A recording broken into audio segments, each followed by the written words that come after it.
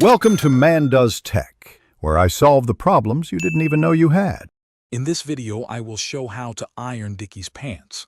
First, gather your essential tools: an ironing board, a clean iron, and a spray bottle filled with water. Make sure your iron is ready to go, perhaps with distilled water to prevent mineral buildup. Always check the care label on your Dickies to confirm the fabric blend, which helps determine the best iron setting. Now let's prepare your Dickies. Lightly mist the pants with water from your spray bottle. This helps relax the fibers for easier ironing. Next, turn the pants inside out. This protects the outer fabric from potential shine marks, especially on darker colors. Finally, lay one pant leg flat on the ironing board, ensuring it's smooth and free of any bunched fabric. With your pants prepped, set your iron to a medium-high heat, suitable for cotton or cotton blends.